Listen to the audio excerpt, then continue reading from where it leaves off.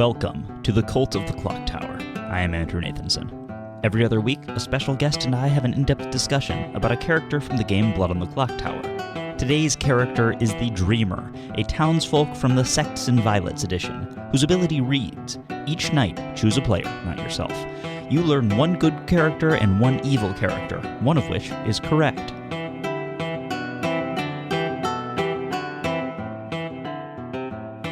Alright, welcome back everybody. Today's character is the Dreamer. Should be a good episode, and joining me to talk about it is Rishabh. Rishabh, do you want to introduce yourself and how you got into the game Blood on the Clocktower? Yes, Andrew, thanks for having me. I am Rishabh. I am here in Bangalore, India. We have a small group of board gamers. We used to have regular meetings around 1.5 years back, and at the time I had got introduced to Blood on the Clocktower. Yes, you just, I think you told me that somebody in your group just made a their own copy of the game and started playing it, right? Yeah. Awesome. So we're going to be talking about the Dreamer, and we're going to start with a section here, which is just a brief overview of how to run the character. This will just be to give an idea of how the character goes and put context for the rest of the conversation. So I'll just explain that quickly here. So each night the Dreamer is going to wake up and point at a player. The Storyteller is then going to show them two character tokens, one of them good and one evil. One of those two tokens is that person's character, and the other one is just arbitrarily chosen, but always one good, one evil. Obviously, drunken poison can cause that to be different, and Vortox. But for the most part, that's how it works. There's kind of a weird edge case where you could have an evil townsfolk or a good minion, for instance. So just as an example, if there's a good Serenovis and the Dreamer points at them, then the Storyteller would still show them a Serenovis and a good character. Even though they are a good Serenovis, they still show the evil Serenovis token. You still show one evil and one good token, essentially. The interaction with Vortox is just that the Storyteller shows two incorrect characters, but it still shows one good and one evil. I think it's a fairly straightforward character, so hopefully that's a good enough summary. All right, but let's get into our discussion of how to play as the Dreamer. So I'll start us off here by saying that I personally believe that this Dreamer is the strongest townsfolk character in the whole game, at least as far as the roles that have been released right now. What do you think about that? Yeah, it's a very strong character, and I like to imagine that the designers decided to look at the previous characters and make them stronger. Like the Undertaker has been made much stronger, as in no one needs to get executed, and you can choose who will you get a read on instead of getting a read on whoever dies during the day. Yeah. So I mean, for me, there's a few reasons I think the Dreamer is the strongest character in the game, and I don't think it's particularly close. I could make an argument for a few characters, but I think that the Dreamer is just mechanically from its ability, other characters could be as strong or stronger than the Dreamer. Like the Savant, obviously the Storyteller can give them whatever information the Storyteller wants. But at a baseline, the Dreamer is extremely strong. The one time this isn't exactly true is in a Vortox game, because their info isn't particularly useful there, but even so, they're a very good character for telling that there's a Vortox in the game. It's pretty easy to figure out that you're getting incorrect information after a few nights of it. And if the Dreamer is careful with how they play the game, it's like you were saying, their info is almost as good as an Undertaker's information, and they just get it consistently on the first few nights with no execution necessary, no real downside to it. The worst case scenario of this ability is that you reduce the possibilities that you have to consider for where evil players are. So if you see that someone's a Clockmaker or a Serenovis, and they claim Clockmaker, they could be bluffing. But even so, you still know that if they're evil, they're the Serenovis, and that sort of applies. So that is the absolute worst case for this ability. And I think that is still pretty strong as far as deducing the whole situation. So yeah, that's just why I think that the Dreamer is extremely strong. As far as how that applies to the gameplay itself, my big overall thing when I'm playing the Dreamer and what I'm thinking about is that I want to stay alive at all costs, especially early in the game, because the Dreamer's strongest right at the start. Yeah, that's just my personal take on it. I think that it's easy to say that in Sects and Violets everyone's powerful, so it doesn't matter as much if one information character dies. But I think that the Dreamer is enough stronger than the other characters that it's worth having, trying to stay alive at all costs. Also, the Dreamer acts on night one, which is a rarity in Sects and Violets, I would say. and which makes him, Yeah, yeah, it's more true. powerful. Also, on okay, like on other nights, you may be drunk or poisoned because of sweetheart or vigor mortis, but on night one, okay, that's not the case. Either you're drunk or poisoned via Votox, Nodashi, or in the very rare case, philosopher. So in night one, you can trust your information more than the other nights. Yeah, yeah, that's generally true in Sects and Violets, but like you're saying, Dreamer is one of the few characters that actually gets information on the first night. So yeah, all of that goes together and like I think is a very strong package in the Dreamer, and it's worth keeping in mind just how powerful you are, and that can influence how you play. So with that in mind, when you're starting the game as a Dreamer, like what is the first thing? What are you thinking about as you're playing? The very first thing, what I see some people do a mistake is, कि as soon as the game starts, they will have a read on a player, and immediately when whispers are open, they would go to that player and have a like long private conversation with them, which I think is not good, because just like in Trouble Brewing, an experienced evil team will be on lookout for an empath talking with two of their neighbors. Here, the experienced evil team can easily identify you as a dreamer. You are not an evil player, and if you're immediately when the whisper starts, you're going and talking with someone. So that should is something that you should be careful about. By all means, you Yeah. have to talk with the person you got a read on, but don't make it like too obvious, because it's of some ability of yours. Yeah, it's true. And I think that ties into what you were saying earlier with you're one of the only characters that gets information on Yeah, night one.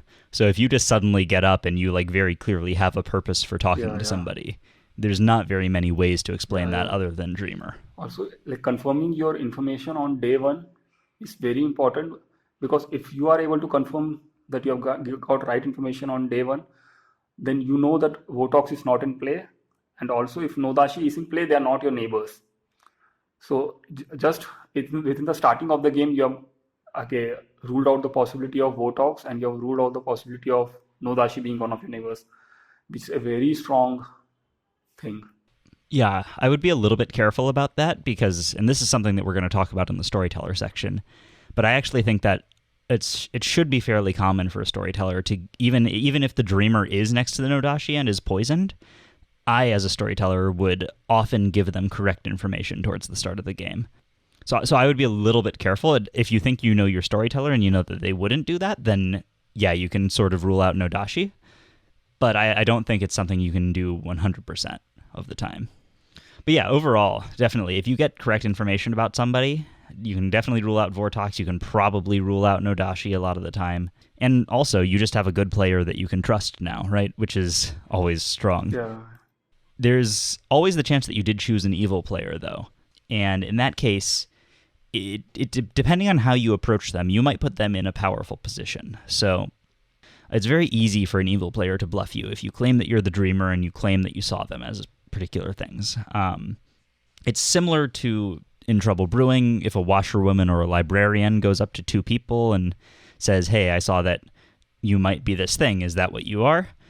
And when you ask somebody like, hey, are you the soldier? Then you're giving them the information so that if they're an evil player, they can just say yes and bluff that. However, I think that it's even easier for an evil player to bluff a dreamer because with a washerwoman or librarian, the evil player you're talking to doesn't know whether or not the other person that you saw is correct. So if you come up to the evil player and you say, hey, are you a soldier? They don't know whether they can say yes safely without the other person who actually is the soldier, coming out.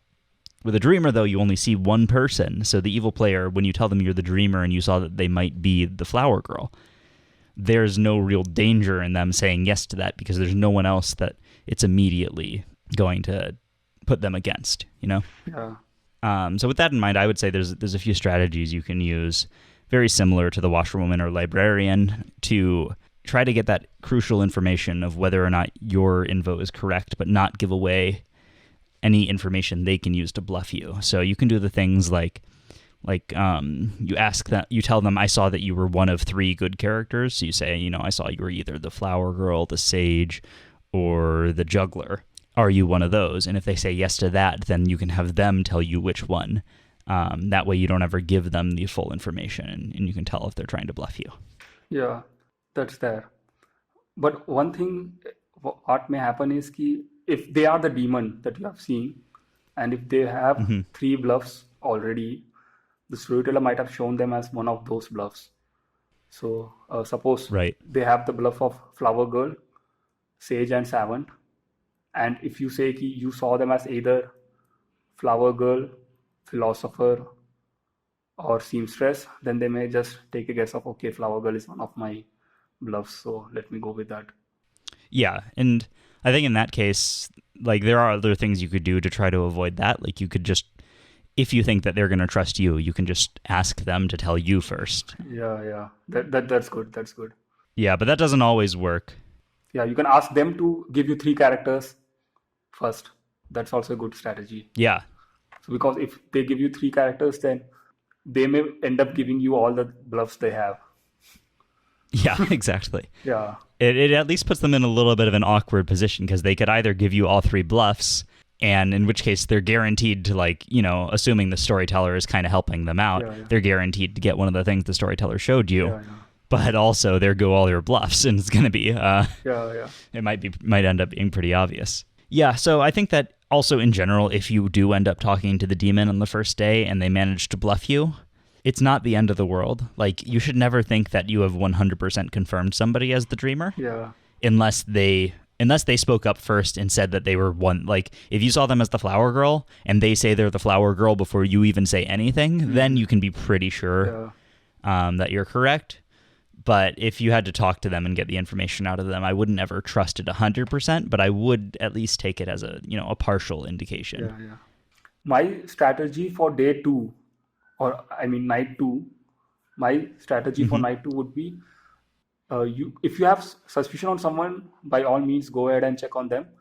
But it's also a good thing to check on someone who has been completely quiet and who has not revealed their role to anyone in day 1. Yeah. So that, and if then in day 2, if you're able to confirm their character, then it's again as strong as confirming someone's character on day 1, because there is no other way in which you could have got that information that they are that particular character, right? Yeah, right. In general, I think it's just better to check people who haven't revealed anything yet. Yeah. It's kind of, it establishes trust in both directions. It's kind of like neither of you knows what the other knows. So in order for you to agree on something being true, you both have to trust each other. So I think that that's the important part about that, is like neither of you has put yourself in a vulnerable position then. Yeah. And you both have some piece of information that you can agree on, and that will show that you're both on the same side. In general, it's a good strategy to check on people with whom you have not talked privately, or even like in public conversations they have not talked. So that as in you're covering more ground. So you may talk with the person you saw on night 1, and then you may have whispers with few people who may claim 1 or 2 characters. So you have some idea of what they're claiming to be. And if you go and check on someone on whom you have no idea, then you're covering more ground. Also, you may be able to, the person who's not talking may be the mutant or an outsider hoping to convert to Fangu. Or they may be a minion and demon who might have not cleared their strategy completely of what they have to bluff as. So that's a good strategy. Yeah, I think that in general, you get a lot of information. So I think that absolutely just trying to spread out your information to fill in any gaps in your knowledge is a good idea. Also about this evil twin and good twin pair. So what happens is after using your power on night 1, you will get to know of an evil twin and good twin pair on day 1. So I would suggest not to check on them on night 2 itself, but instead to go and check on them on night 3, because night 2 is still early, and if you check on them on night 2, the storyteller may just decide to not give you much valuable information other than that they are either the evil twin or the good character they're claiming to be. What do you think of that? How to resolve the evil twin, good twin paradigm? Yeah, I think that I personally, as Dreamer, don't usually even try to check either of the twins most of the time, just because I feel like it's I feel like the storyteller usually won't give you very much on the twins, no matter when you check them. that's one case where both of them are very publicly already claiming to be either a particular good character, I should say, particular good character, or the evil twin. So that pretty much feeds exactly into what the storyteller can tell you of, well, they're this particular good character or the evil twin. Those people are already like giving out the dreamer information for free. So I think as a storyteller, I usually wouldn't give that. I mean, obviously, it depends on the situation.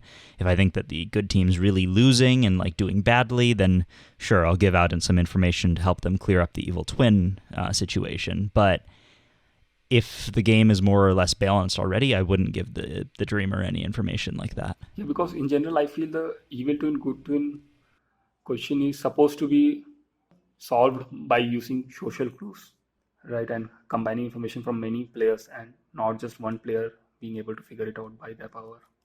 Yeah. I will say, though, that there is a situation where checking the twins can be quite powerful, which is where both of the twins are lying and they're both evil. Yeah. Because then presumably neither of them is actually the evil twin. So in both of those cases, you're going to be shown a character that isn't the evil twin as the other possibility. Yeah.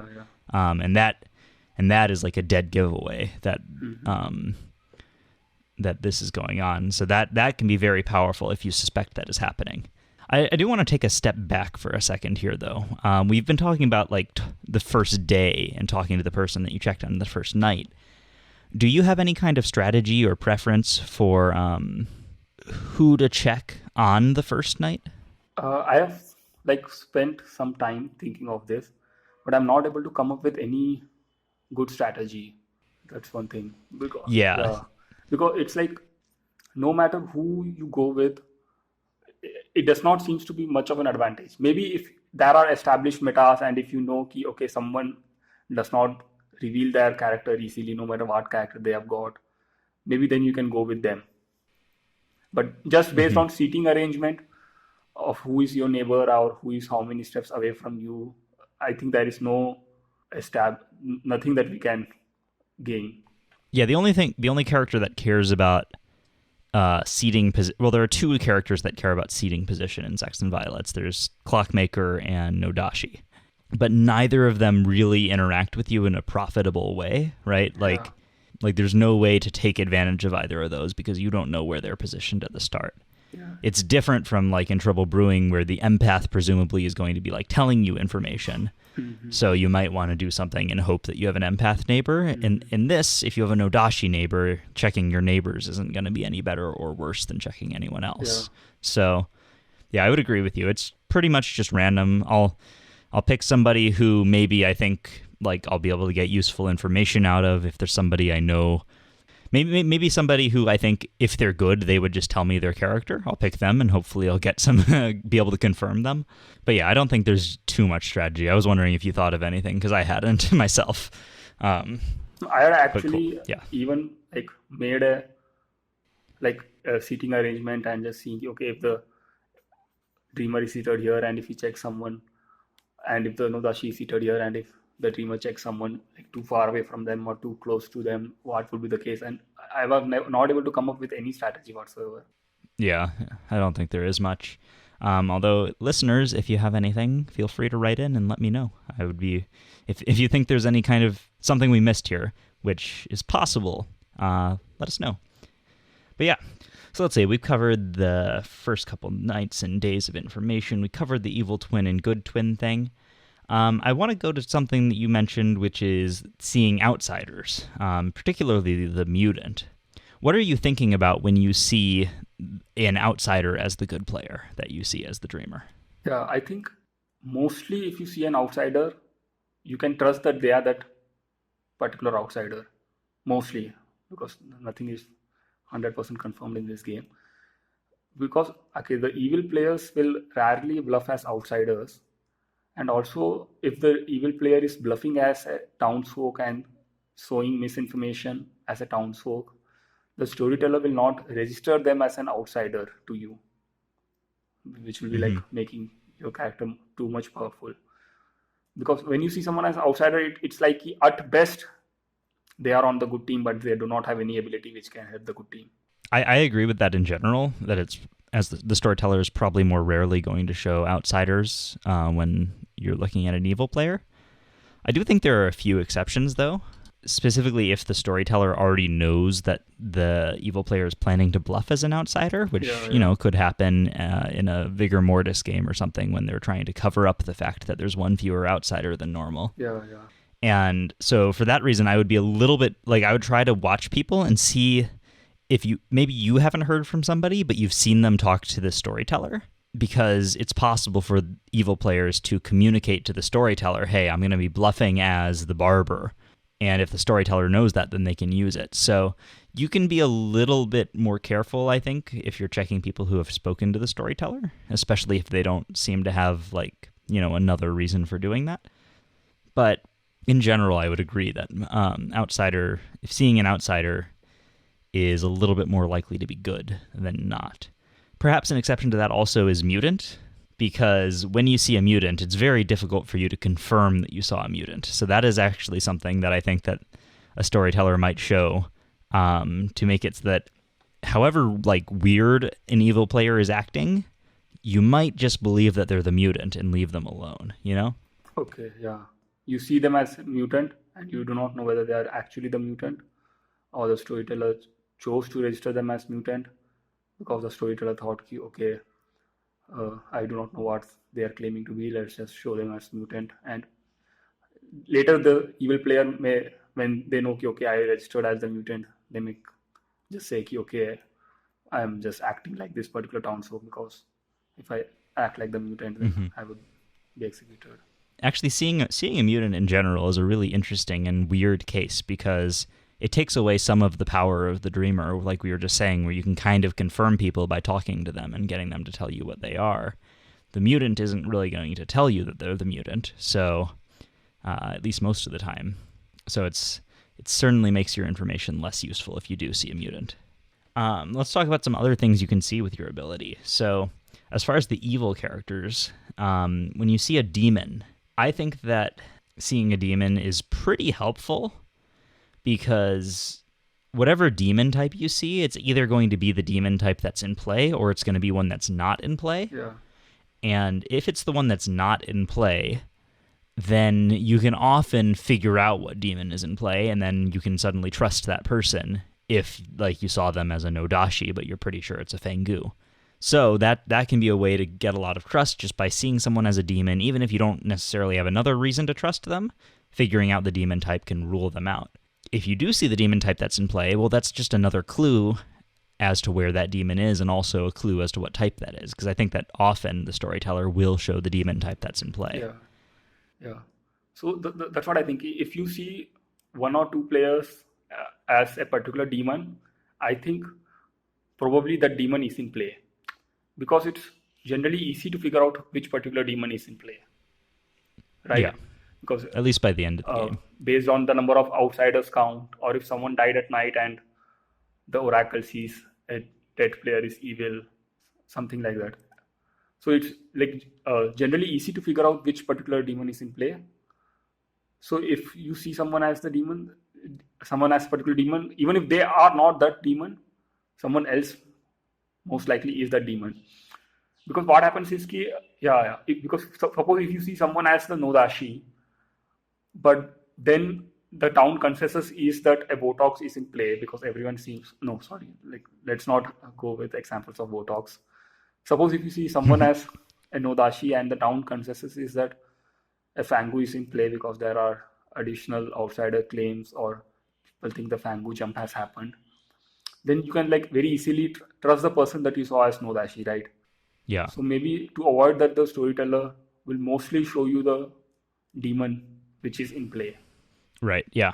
Obviously, that's not going to happen if it's a Vortox in play, because, if they showed you a Vortox, that is also something to keep in mind. If you ever do get shown a Vortox, it means that either it is a Vortox game, but somebody else is the Vortox. Yeah, or you can just... Or that person is good, right? So if you ever get shown a Vortox and then you later figure out that it's not a Vortox game, then you 100% know that person is good. It's pretty much, if you see a Vortox, you can just trust that person most of the time. Yeah. The only case where you wouldn't is if they're a minion. Also, one good use of the ability will be if someone has died at night and they're claiming to be sage and they're claiming to have seen Oh yeah. two players, then it's good to check on them and see if you are able to get sage as one of the two characters. Because a dead sage will basically get the town to use two executions of 2 days on the two people that they have seen as. And if they are bluffing Hmm. as the sage, then it's pretty bad. But again, yeah, Yeah, you can do a similar yeah, thing with the Klutz yeah, as yeah. well. But again, like it depends on the storyteller. Even if they are evil, then the storyteller Hmm. may choose to register them as a sage. Yeah, so I think that in a lot of these situations, like if good is doing badly, then the storyteller is going to help you out. If good is doing well, then they're just going to show you the kind of less useful information. But that kind of means that it is good to check them still, because either you're already doing good and you don't need any more help, or you're going to get some help. So both of those situations are okay.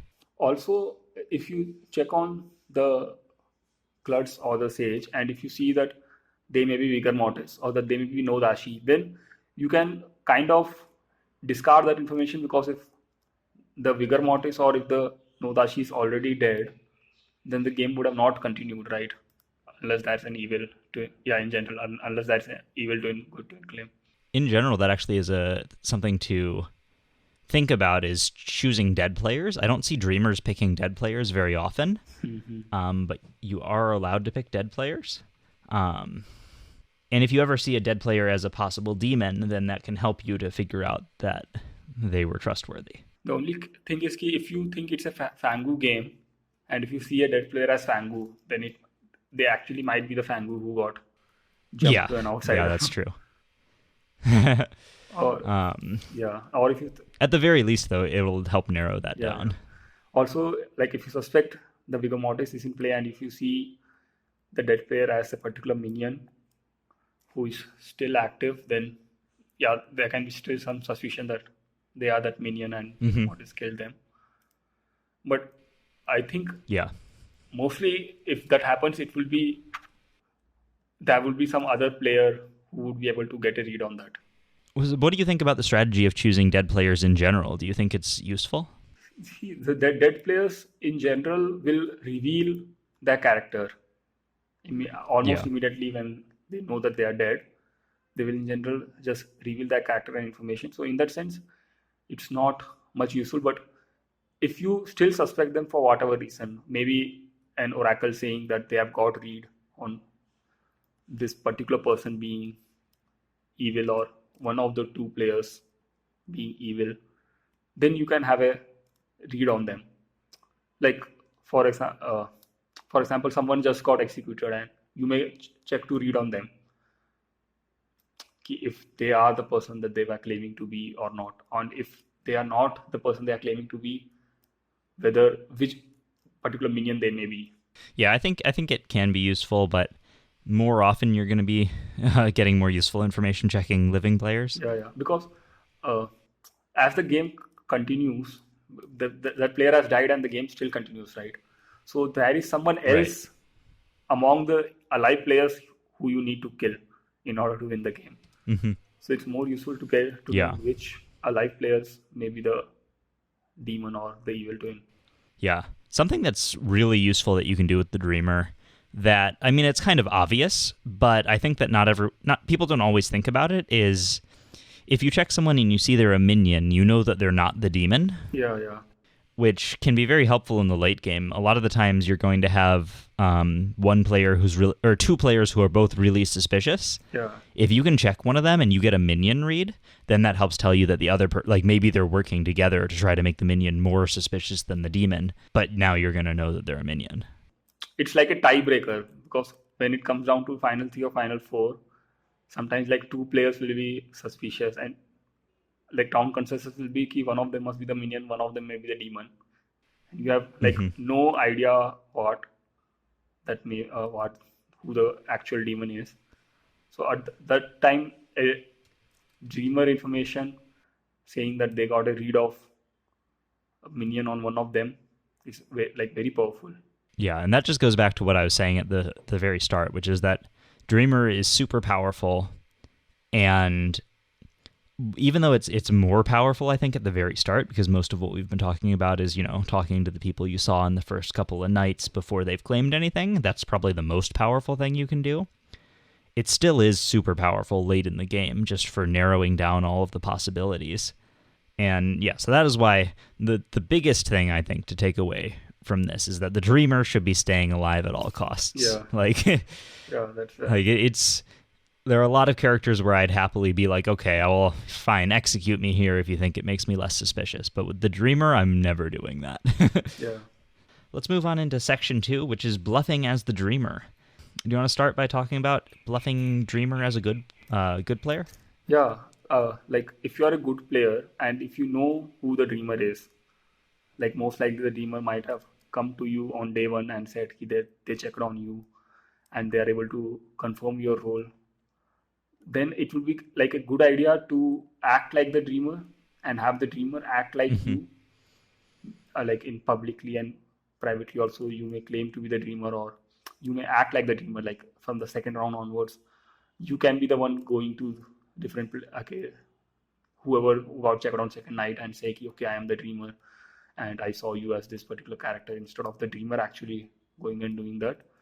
Yeah, it's a very good character for swapping roles. Yeah, because you're then protecting the dreamer. The evil players will target you instead of the dreamer, and so the dreamer is safe and the dreamer will be able to act another night.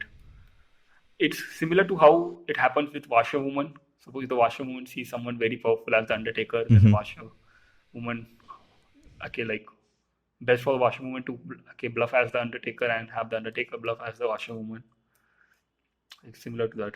Also, if you have, even if the dreamer has not come up to you and not checked on you, you can still bluff as the dreamer, and there are some cases in which it's very good. For example, if you are the sage who wants to die at night, then it's like good to bluff as the dreamer. I do not know, like it depends on how much you are able to convince, because you still do not know the characters of anyone, so you can't actually confirm anyone. Yeah. But maybe you can randomly try to trust someone and claim to be dreamer, claim to be say, and act like dreamer to lure the demon towards that. Yeah, it's one of the more difficult characters to bluff as, I think, because it's difficult to bluff as. Everyone will expect you to have very powerful information, but you don't have the information, so it's hard to make it up. Yeah. You will need cooperation of someone, or like even if you're not able to give out information, just bluff as the dreamer and just say you are not giving the information right now because you saw as someone powerful or something. Yeah. And that's what can be done. If you can pull that off, then I think it's a very good way to get yourself killed at night, if, like you were saying, if you are the sage or any other character that wants to die at night. I think that covers it for bluffing the dreamer is good, though. What about bluffing the dreamer as evil? I would say like bluffing as the dreamer is very tough for the evil team. Yeah, same as for good. It's like, at least in Trouble Brewing, what happens is that's a character of spy who can easily bluff as the Undertaker, or literally whatever character they want to bluff as. But there's no equivalent evil role in Sects and Violets, which makes it easy to bluff as the dreamer. And you have to be like very careful when you bluff as the dreamer, because you can end up harming yourself instead of helping yourself. For example, you may be a minion and you may like claim that you have seen your demon as a particular good character and you are confirming them, and you may also confirm your other minions. But what happens is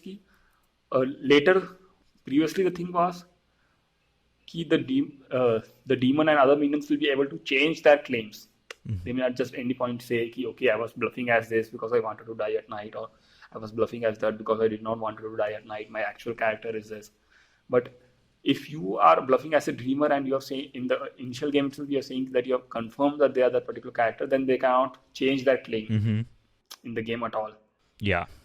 To some extent, you can make the good players trust the evil pair, saying that you have confirmed them, but you cannot have a good player completely trust you, because anyhow you will not be able to guess their character whatsoever.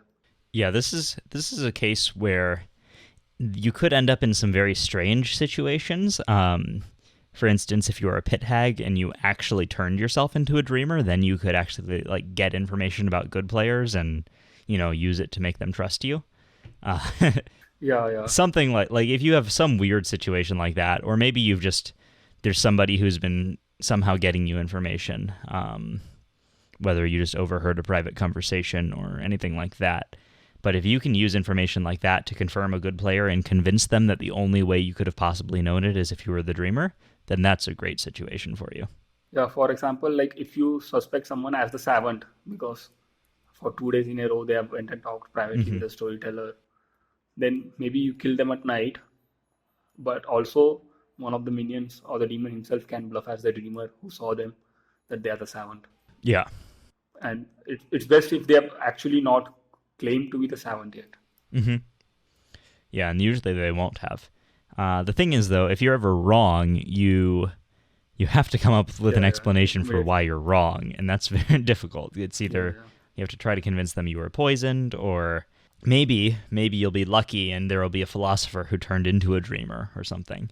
Or you just have to convince them it's a Vortox game, but that can often be difficult. Yeah, also, at any time if you come under suspicion and if you have claimed to have got reads on your minion and demon and got correct claims on them, then immediately the other minion and demon will also become very suspicious because of you.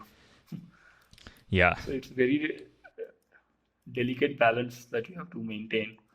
Yeah, and with that in mind, I like this note you put in here, which is that in a Vigor Mortis game, it's a little bit safer to do that because, if you're a minion, on the first night you can claim you're the dreamer and you checked the other minion. The second night you claim you're the dreamer and you checked the other demon, or you checked the demon and confirmed them.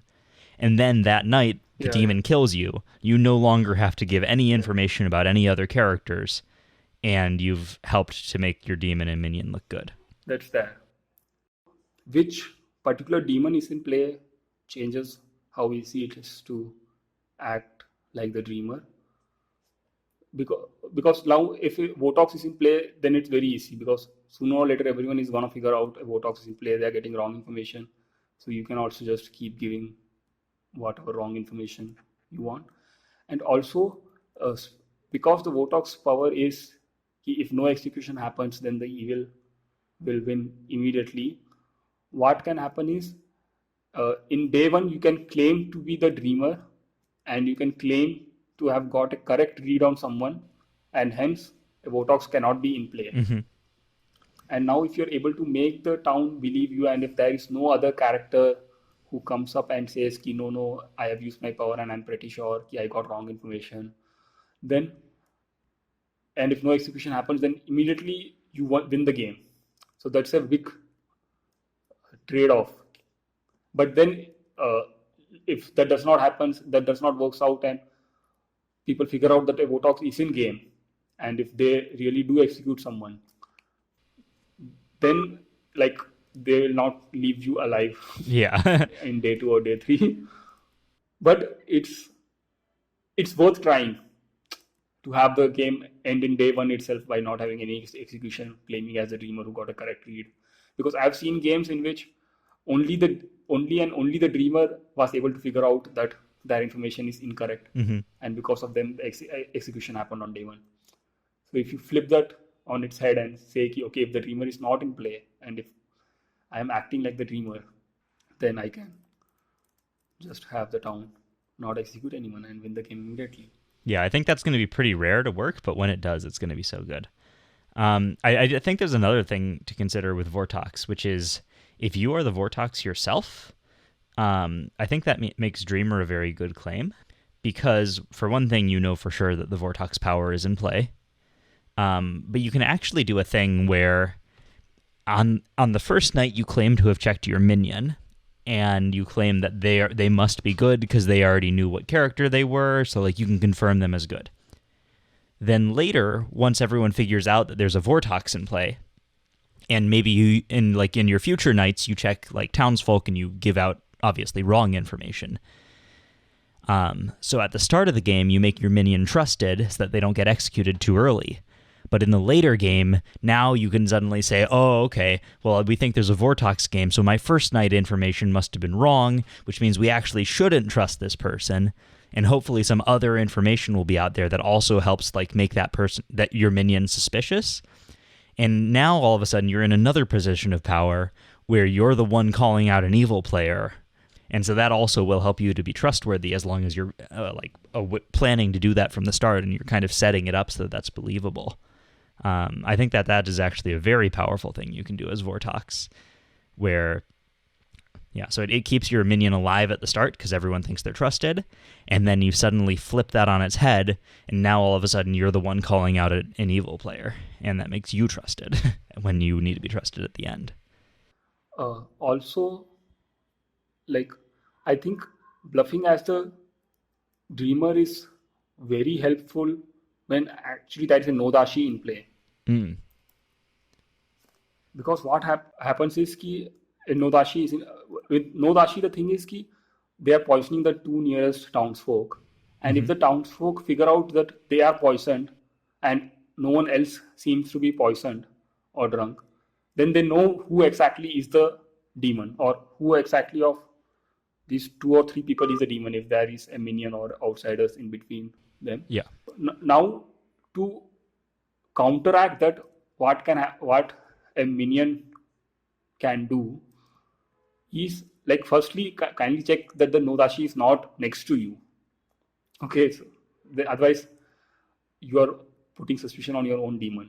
So if the Nodashi is not next to you in the game, you can bluff as the dreamer and you can just come up with any random information and claim to have understood that you are drunk or poisoned. So now what happens is ki, even if the actual townsfolk who are drunk or poisoned figure out that they are poisoned, it will be difficult for the good team to figure out exactly where the Nodashi is seated, because many people are claiming to be drunk or poisoned, right? Yeah, and especially if you can like manage to like space it out correctly. Like if you're a minion kind of on the opposite side of the Nodashi in a relatively small game, then you could end up in a situation where almost anyone could be the Nodashi, because like just having 3 points of poison, it's like you can find like 1 or 2 people in between any of those pairs, and yeah. So it's just very good to create confusion in the game. Yeah. Right, because you are not able to put suspicion on anyone based on you are not able to claim that you are a particular character and you have got information that someone may be evil. That's not what is happening, but you are giving out wrong information and you're agreeing that your information is wrong, and still you're creating a lot of confusion and a lot of difficulty for the good players. Yeah. So that's a whole other level of messed up. Yeah, and you can even do that if there isn't a Nodashi in play. Where just even if a Nodashi not in play, you can just claim that a Nodashi is in play. Yeah. By doing that. That can be very strong. Great, but I think that wraps it up for bluffing as the dreamer. Any last thoughts on that, or should we move on? Yeah, we can move on. Okay, so running the dreamer as the storyteller. There's a lot to consider here. And especially as we're saying, the dreamer is extremely powerful. You have to keep that in mind as the storyteller. What are your first thoughts on running the dreamer? One thing that I like, any storyteller, they have to understand is that you are deciding how powerful the dreamer is. And in many ways, it is similar to Savant. Like in Savant, you have more freedom, but in many ways, it's similar to the Savant. And you are deciding how powerful the dreamer is. And also beware that you are not making the dreamer like much more powerful than you want the dreamer to be. For example, in the initial games, like when the first few times I was a storyteller in a S&V game, and when I had a dreamer, it surprised me that my thinking was going somewhere, and I was thinking, okay, I am giving this information to confuse the dreamer, but it will end up helping the dreamer sometimes. For example, like I would show the dreamer that someone may be a witch. In the next round, I will show someone may be a pit hag. And in the next round, I will show, someone may be Seronovus. And I would think that they will be like totally confused by this information of which minion is in play and he should execute and who he should not execute. But what ended up happening is like the dreamer just thought, okay, at first these people are the minions. They are not the demons. Yeah. Let me just forget about them and let me just target on the people who I have not checked at night at all. And so it turned out to be a very easy game for the dreamer and for the good guys. Yeah, so that is definitely something you have to be careful of. You give a lot of information to the dreamer, and it's hard to balance that. Also, if the dreamer is drunk or poisoned, then at any time you can let the dreamer know that you are drunk or poisoned. Like, no matter who they check on, just show them that the person is either a dreamer or Votox. Yeah. Which is not possible at all. So, and they will like, no, key, yeah, that I must be drunk or poisoned. Yeah, I guess it could still be a Vortox game for them at that point, right? Because those are both false. But it will be a very strong signal that they're getting wrong information for sure. One additional point that I would like to say here is, when I was a storyteller and I had included a Votox for the first time in the game, okay, I was like very nervous. It's a Votox game, and I was not able to wrap my head around how is it even possible for the good people to win a Votox game when everyone is getting wrong information. So I was very nervous, and what I did was in day one, at night one itself, I showed the dreamer that whoever they have checked on is either the dreamer or the Votox. So at the night one itself, they knew, okay, I am drunk or poison, and probably Votox is in play.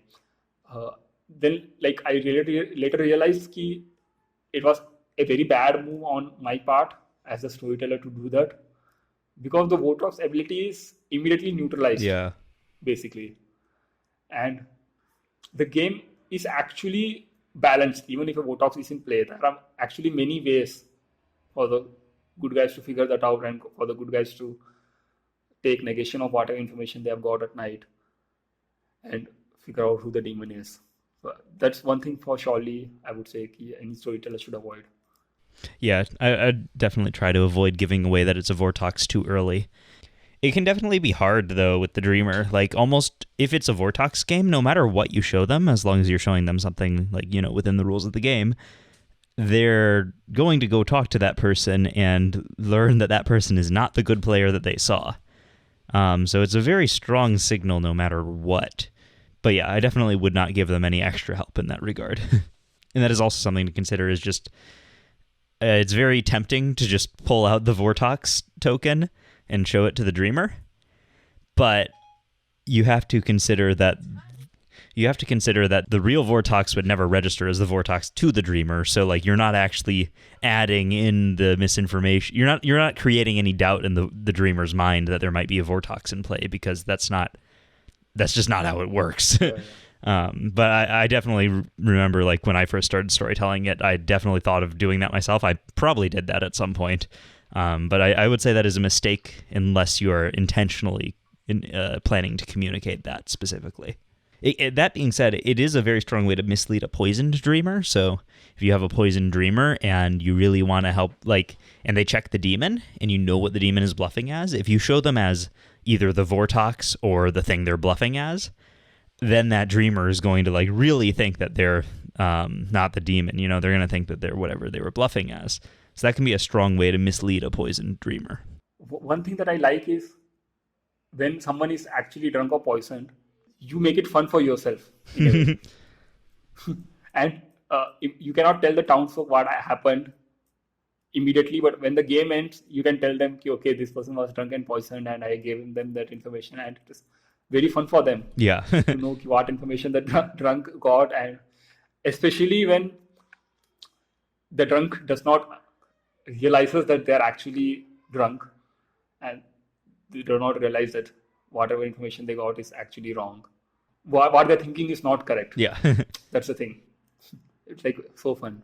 So I think that this talk of the poisoned dreamer brings us to my next point here, which is that I treat the poisoned dreamer the same way I treat the poisoned undertaker. And what I mean by that is, and this, it sort of depends on the player count of the game. So in a small game, I want to really make use of that poison and I want to show them wrong information as often as possible. Because in a small game, they don't have time to, like, figure it out. But in a larger game, where the dreamer's alive for multiple nights, I would show them a mix of true and false information. That way, it's harder for them to figure out that they're poisoned. So it, like, probably they're poisoned because they're next to an Odashi. So I want to help. I don't want to make it too obvious that there's an Odashi there. Yeah, so it's good to have them not be able to figure out that they're poisoned. And it's also good because then if they ever do start to suspect that they're poisoned, they have to suspect all of their information. And if some of that information is actually true, it's going to be a lot more devastating than if all of the information was false and they can just reverse everything. So I think because you're giving them such specific information, it's useful to make some of it be true. That way they don't know exactly what they can trust. Another thing that I would like to say is if you are showing the character token of a minion to the dreamer, it's best that if that minion is actually in play, even if that particular person is not that minion. What happens is like, for example, if you show someone as Seronovus or Pitag, and it's just a 1 minion game, and someone dies by the power of the witch, then the dreamer will immediately know okay, the witch is in play, Seronovus and Pitag are not in play, so I can completely trust whoever I have seen as possible Seronovus and Pitag, which makes it much more easier for the dreamer. Yeah.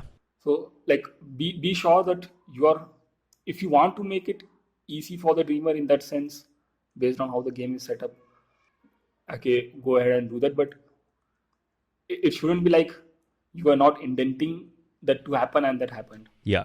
I would always advise that if you're not sure whether you should be giving the dreamer that extra power, I would tend to not give them that, because I believe the dreamer is such a powerful role just by virtue of existing. Yeah, its baseline is already very powerful, so I think that most of the time I wouldn't want to make it more powerful. And obviously there are exceptions to that, but be very deliberate about it.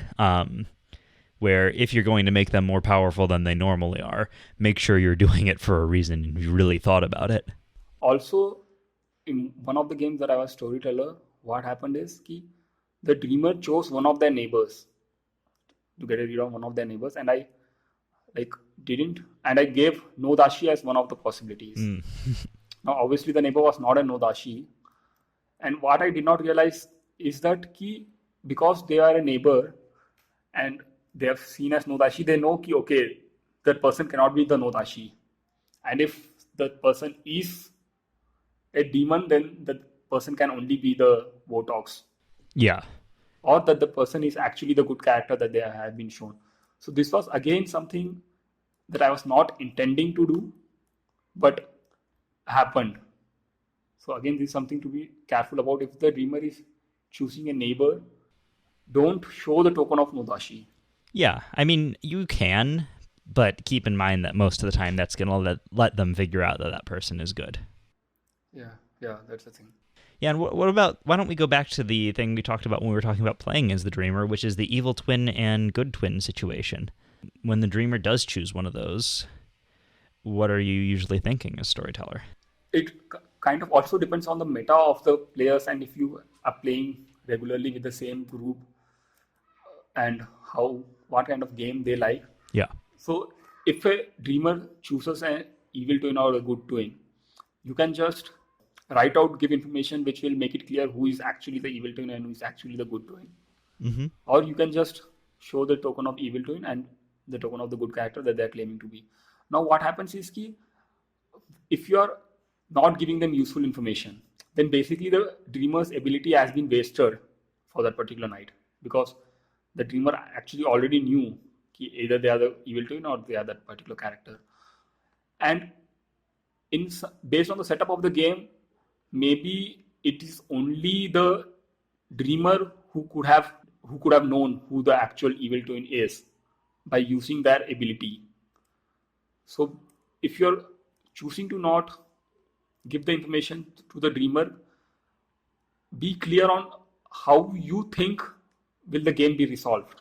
Is there some other player like the town crier who you are expecting to get correct information on the evil twin?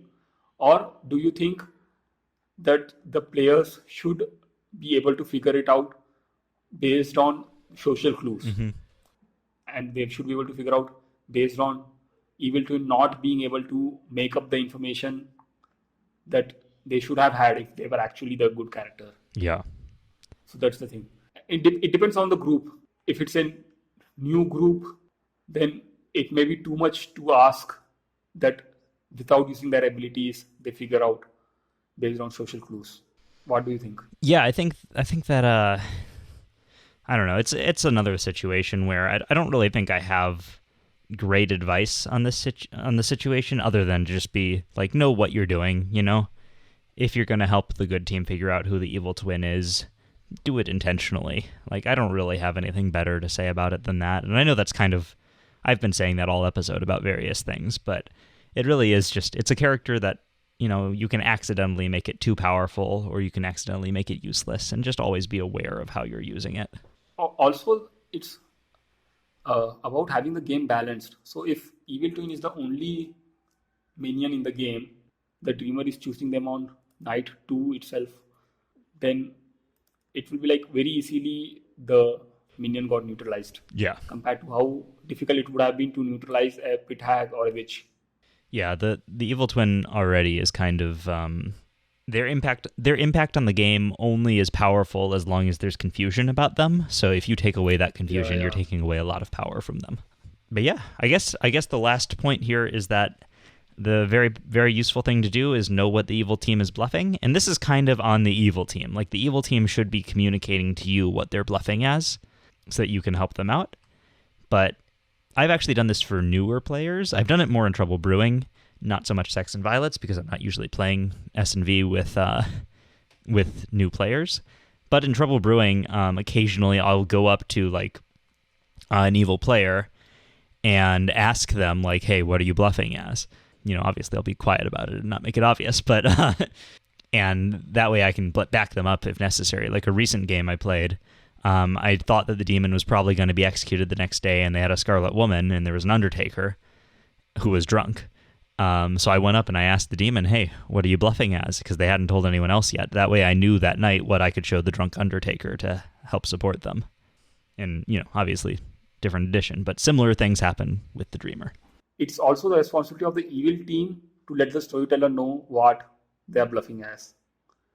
Because what happened in one game was the demon was bluffing as the flower girl, and that's what I had heard in the private conversations and in public discussion. And when the dreamer chose them, I showed that they are either the flower girl or the demon.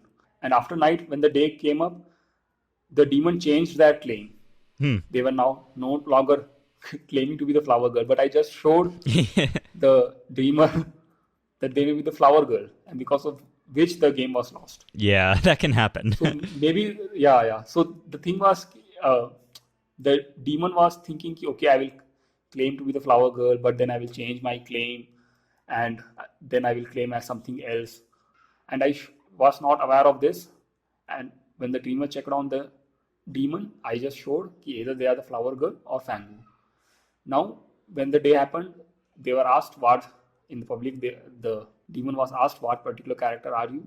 And they said they were the sage. Yeah. And because of which the Fangu was like executed immediately. It's kind of like some collaboration should have taken place between the storyteller and the evil team, which did not happen. Yeah, I think it's that's a note for evil players, and when you're playing Sects and Violets, it's always good to let the storyteller know your plans, because the worst they can do is not go along with them, but at least by you telling them, they have the option to help you out. I think that about wraps it up for the episode here. It's been a pleasure talking to you, Rishabh. The pleasure is all mine. Thanks for having me over here on your podcast. Yeah, of course. It was great. And for everyone at home, or wherever you are listening to this, thanks for listening. You'll hear from me in a couple weeks with another special guest. Until then, I'll see you later. Bye, guys.